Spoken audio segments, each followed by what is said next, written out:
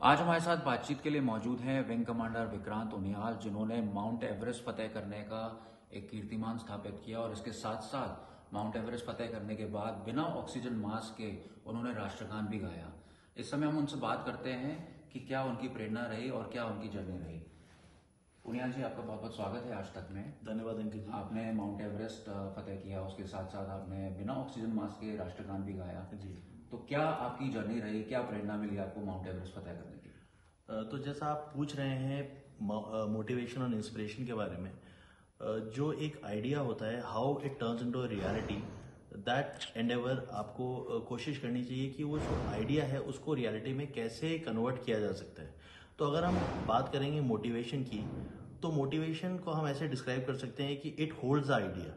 तो मेरा जो आइडिया था या जो इंस्पिरेशन थी वो था mount Everest 75th anniversary of independence में अपना राष्ट्रीय ध्वज किसी ऐसी जगह पर फहराया जाए जो कि पूरे भारतीयों के लिए एक गर्व का एहसास हो सबका।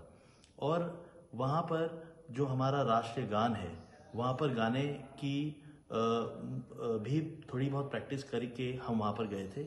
और मैं चाहता था कि हमारा इस जो कि 75वें साल है of Indian independence and 90th year of celebration of Indian Air Force Day, both इन दोनों का सेलिब्रेशन ऐसे हो कि सारे जो भारतीय हैं वो गर्वान्वित महसूस करें। तो जब हम मोटिवेशन की बात करते हैं तो ये idea, I was holding this idea, and when I talk about the inspiration part of it, तो idea was holding me. That idea was this celebration of the Indian independence on the highest peak of the earth, and that was Mount Everest. So it kept on pushing me to achieve this. My motivation factor was to sing the national anthem at the Mount Everest.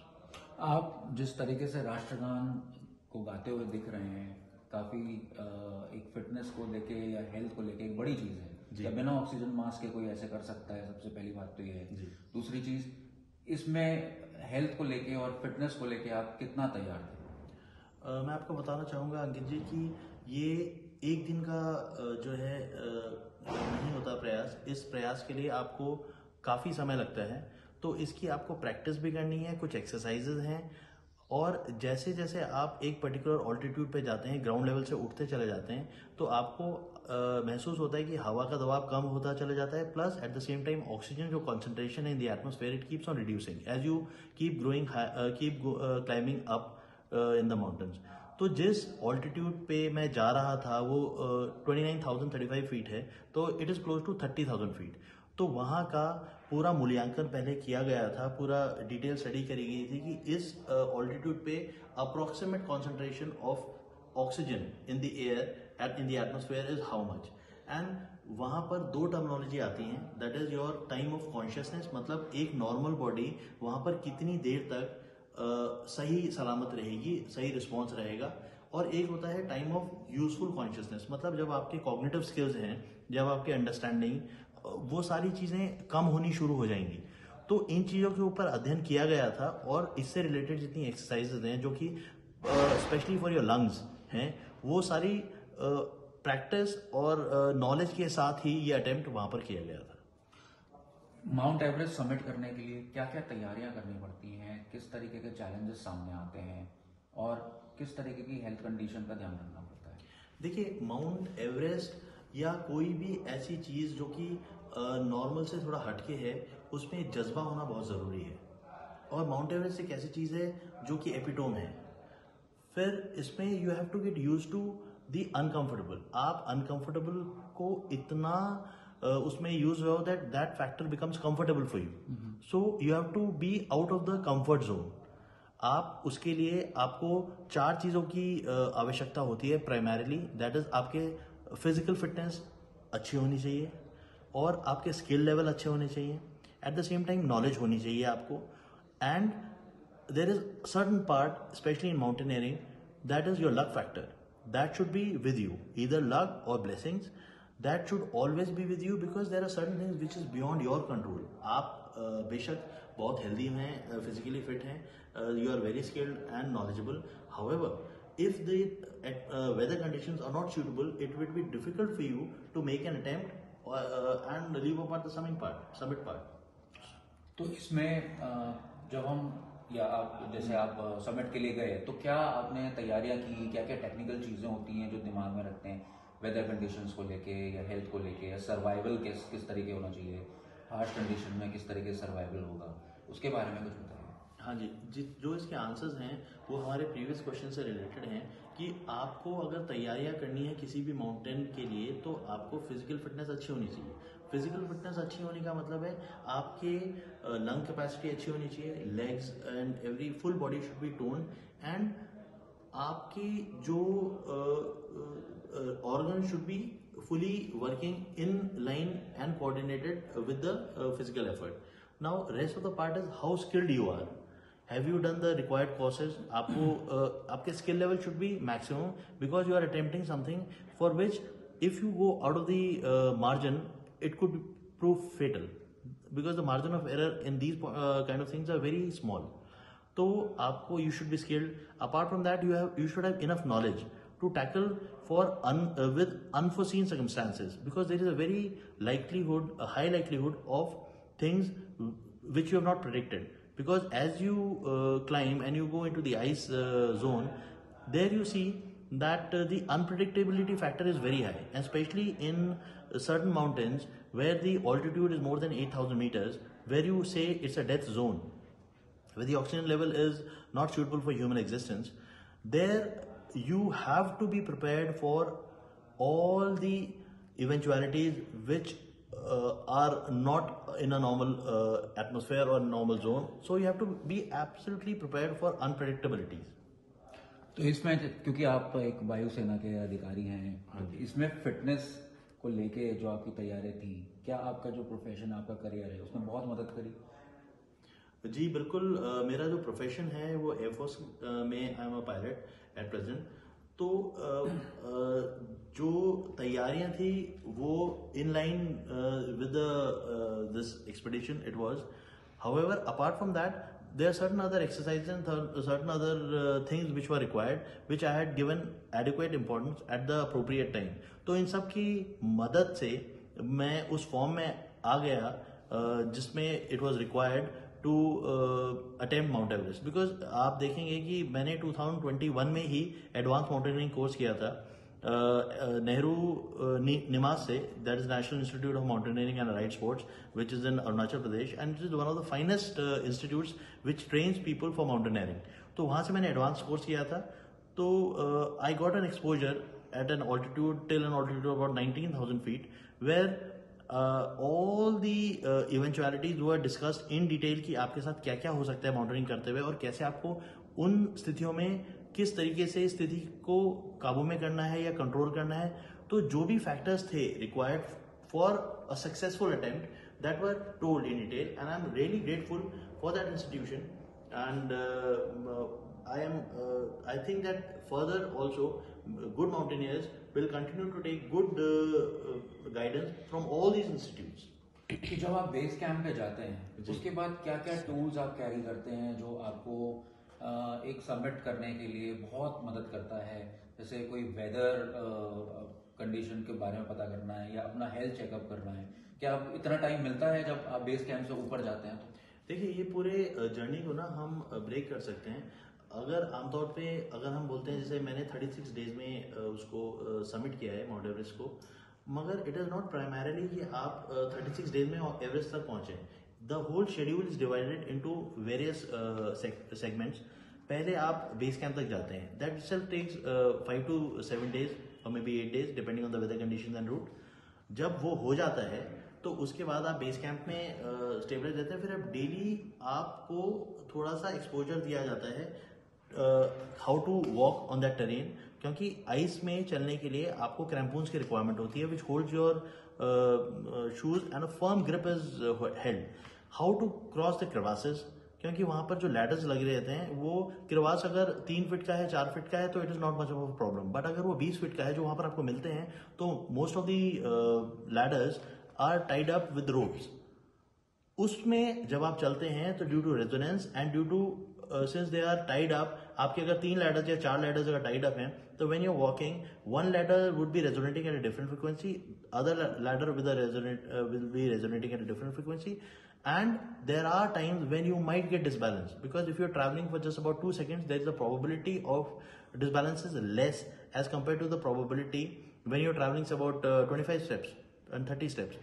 तो ये चीज आपको वहां पर थोड़ा सा training करनी पड़ती है, और जैसे जैसे आप ऊपर जाते हैं वैसे वैसे आपको और जो माउंटेनियरिंग में प्रॉब्लम्स आती हैं वो आपको फेस करना पड़ता है। तो उनके लिए आपको पहले भी ट्रेंड होना चाहिए। और रिगार्डिंग इक्विपमेंट्स की अगर आप स्पेसिफिक बात कर रहे हैं, तो जो आपके बूट्स होते हैं वो डिफरेंट होते हैं, उनके नीचे क्योंकि you should have a firm grip, उसके लिए उनको जो बोलते हैं you call it crampons. Then you have walking sticks with you, plus rope के बारे में आपको पता होना चाहिए, how to tie different kind of knots.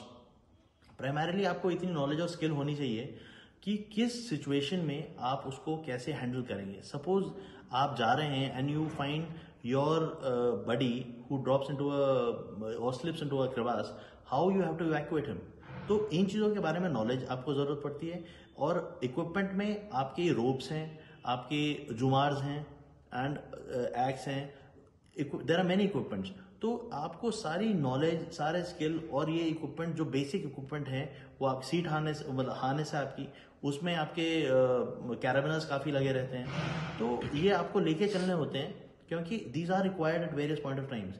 Most important point while traveling, while doing an expedition, especially in the high altitude regions, especially in the Everest, is because of the snow gear, your eyes are exposed where it's a likelihood कि वहाँ पर कुछ आपकी आंखों में परेशानी आ सकती है। तो गॉगल्स होने चाहिए। गॉगल्स किस तरीके के होने चाहिए, that also falls under different categories। तो जब आप ये सब स्टडी करते हैं, that comes under knowledge, and यही सारे आपके इक्विपमेंट्स हैं। आपका helmet is part of the equipment, rope is there, rucksack is there and ice axe is there. तो ये सारा आप ट्रैवल करते हैं और ले जाते हैं अपने साथ। जो नए एस्पायरिंग माउंटेनियर्स हैं या जो आगे एस्पायर कर रहे हैं, आपको देख के इंस्पायर होते हैं, तो उनको आप क्या चीज़ सिखाना चाहेंगे या क्या इंस्पिरेशन देना चाहेंगे? किस तरीके से वो तैयारी करें कि जो माउंटेनियरिंग के जो चैलेंजेस होते हैं उनको कैसे कॉन्कर करके और सबमिट कर सकें? अंकित जी, बहुत ही अच्छा सवाल पूछा आपने। तो कोई भी माउंटेनियर जो होता है वो सबसे पहले उसके लिए ज़रूरत है कि वो अनकंफर्टेबल जोन का एक कंफर्ट में ले आए। The uncomfortable zone for him should be a comfortable, so that he is used to that kind of environment where lot of things are required out of him. तो जब भी हम preparation की बात करेंगे तो जज्बा एक तरफ है, आपका फोकस एक तरफ है, तो all these things are aligned. आप में जज्बा बहुत होना चाहिए। You should be focused toward what you have to achieve. You should have a sense of purpose, and at the same time you should have a vision. When all these factors are on a common datum or a common grid, then the probability of success increases, because mountaineering is all about probability. आप probability आपकी बढ़ जाएगी to have a successful attempt. तो जब भी आप इन चीज़ों की तरफ ज़्यादा ध्यान देंगे, ज़्यादा कंसंट्रेशन करेंगे, तो आपकी सारे रास्ते खुद ब खुद खुलते चले जाएंगे। क्योंकि जब आप नॉलेज के ऊपर ध्यान देंगे तो आप लोगों से इंटरेक्ट करेंगे जो माउंटेनियर्स हैं, आप उन चीज़ों पे ध्यान देंगे जो गलत हो सकती हैं, आप उन चीज़ों पे ध्यान देंगे जो आपका सामान आपके साथ ले जाना है, आप उन चीज़ों पे ध्यान देंगे जो किसी ने किसी की वजह से या किसी की जो उन्होंने नज़रअंदाज कर दिया हो किसी चीज़ को, उससे प्रॉब्लम क्रिएट हो सकती है। तो automatically things will fall in place which are required for that attempt. Physical fitness individual है, उस पर आप ध्यान देंगे ही देंगे। तो जब आपकी सोच, आपके विचार, आपका जज्बा, आपकी फिजिकल फिटनेस, आपकी नॉलेज, आपका स्किल लेवल सब एक अलाइन हो जाएंगे, तो सक्सेसफुल तो आप बनेंगे ही। आपके हिसाब से क्या नॉलेज एंड स्किल्स होनी चाहिए? अगर टेक्निकल चीज़ों की बात करें तो एक समिटियर को क्या क्या चीज़ों का ध्यान रखना चाहिए कि सर्वाइवल रेट अच्छा हो और समिट कर सके? अब आप सर्वाइवल रेट की बात कर रहे हैं तो it is very important for a summiteer to understand the weather, because अगर मैं इस चीज़ के बारे में बात कर रहा हूँ तो रेस्ट ऑफ द थिंग्स वो एक्सपर्ट हो जाता है क्योंकि उन्होंने कोर्स कर रखे होंगे। Basic course and advance course करने के बाद आप किसी एक्सपीडिशन में जाने की का प्रयास करते हैं या एक्सपोजर लेते हैं, तो आपको और पीक्स पे भी आपका मन करता है जाने के लिए, and you get a chance also. But you should understand that mountain communicates with you. Mountain आपको बताता है कि आप अभी अटेम्प्ट मत कीजिए, आपको वो इंडिकेशंस पकड़नी है। अब माउंटेन, आप सोचते हैं कि वो चुप है, पर ऐसा नहीं है। माउंटेन के ऊपर जैसा वेदर चेंज हो रहा है वो आपको बता रहा है। तो you should have reasonable understanding of how the weather changes in a mountain. अगर आप माउंटेन को देख के आप सिर्फ उसकी प्रशंसा कर रहे हो, कितनी बढ़िया हवा चल रही है, मगर आप ये नहीं देख पा रहे हो कि हवा किस दिशा से है। आप देख के माउंट एवरेस्ट के ऊपर सब लोग ये बोलते हैं कि कितना बढ़िया उसका लुक आ रहा है, कितनी बढ़िया उसके ऊपर बादल चल रहे हैं। उसमें से कितने लोग होंगे जो ये कहेंगे किस डायरेक्शन से चल रहे हैं और आसपास के बादल कौन से हैं, अब किस तरीके का मौसम होने वाला है। तो it is very important for a good mountaineer to understand the weather. तो जैसे मैं अपनी बात करूंगा, मेरा जो अटेम्प्ट था वो 17 मई को था प्लान, मगर उस समय एक cyclone was there in the bay of Bengal, Asani. तो जब ये साइक्लोन आया, it was suppose to hit और सपोज टू एग्रेवेट। अगर वो आपका हिमालयन बेल्ट में हिट करता तो हिमालयाज में इफेक्ट करता और Mount Everest is there only. तो अब अगर आप अटेम्प्ट कर रहे हैं 12th को और अभी उधर ही वो अपना साइक्लोन है और आप उसको रीड नहीं कर रहे हो, तो that will create a problem जब आप एनरूट होंगे या ऊपर चले जाएंगे। बिकॉज आप एनरूट होंगे और अगर हवाएं वहां पर 80 किलोमीटर प्रति घंटा से या 100 किलोमीटर या 120 किलोमीटर प्रति घंटा चलेंगी, तो आपको समिट करने का तो अलग बात है, आपको नीचे आने में परेशानी हो जाएगी। तो you have to understand how the weather plays the role in that. You have to. अब मुझको टाइमली इनपुट मिल रहा था कि this thing is changing into a depression. तो अब जो साइक्लोन है, अगर जो सीवियर साइक्लोन है, it is turning into a depression, मतलब जो वो वीकन हो रहा है। तो अगर वो वीकन हो रहा है सिस्टम, तो it is likely to subside. वो वहां तक पहुंचा ही नहीं जहां हमने सोचा था कि अगर वो कोर्स लेगा तो हमारा चांसेस या प्रोबेबिलिटी बहुत कम हो जाएंगे, हो सकता है हमें रीशेड्यूल करना पड़े। तो इसी वजह से मेरी डेट भी instead of 17th is shifted to 21st, because I did not we attempted, but then we came back and then again we did attempted on 21st. So it is very important for a good mountaineer to understand the environment, to talk to the mountain and to listen what the mountain is trying to tell you, because every mountain gives you indication. आप skilled होंगे, आप knowledgeable होंगे, आप skilled होंगे, ये तो mandatory चीजें हैं। But apart from that the very important thing is how can you communicate to the mountain. आपको उससे बात करनी है and mountain will give you indications that please now the route is clear, you can attempt. And a good mountaineer never thinks twice to come back and attempt the other day. The reason is जितने भी expert who have had a fatal in mountaineering, वो expert थे अपनी field में। Just because of bad luck, just because maybe their decisions could have been incorrect due to some wrong input, तो आप उस चीज में मत पढ़ने की कोशिश करें। हमेशा करेक्ट जजमेंट लें, करेक्ट जजमेंट से करेक्ट डिसीजन लें। और जजमेंट तभी, डिसीजन तभी सही होंगे जब आप एनवायरनमेंट को समझेंगे, आपको आपकी नॉलेज इन चीजों में अच्छी होगी। सिर्फ इक्विपमेंट आपको सेफ ऊपर से नीचे नहीं ला सकता। And just to tell you, जब हम ऊपर जा रहे थे माउंट एवरेस्ट में भी आधे से ज्यादा लोग सोचते हैं कि ऊपर जाना इज डिफिकल्ट, वो तो है, पर उससे ज्यादा नीचे आना डिफिकल्ट है। तो जितनी कैजुअलिटीज होती हैं, तो हर चीज एक थोड़ी सी सरल हो सकती है अगर आप पूरे सिस्टम, अपने एनवायरनमेंट को अच्छी तरीके से समझें। ठीक है, आपने हमारे सारे सवालों का जवाब दिया, इसका बहुत बहुत धन्यवाद Uniyal ji, and best of luck for your new expedition. Thank you so much Ankit ji, thank you so much. तो ये थे हमारे साथ विंग कमांडर विक्रांत उनियाल, जिन्होंने हमें बारीकी से माउंटेनियरिंग के बारे में सारी चीज़ें बताई, और उन्होंने एक मंत्र भी दिया कि आपको माउंटेन्स के साथ, पीक्स के साथ कम्युनिकेट करना पड़ेगा, आपको उनके साथ बात करनी पड़ेगी। कैमरामैन अनिल बडोनी के साथ अंकित शर्मा, देहरादून, आज तक।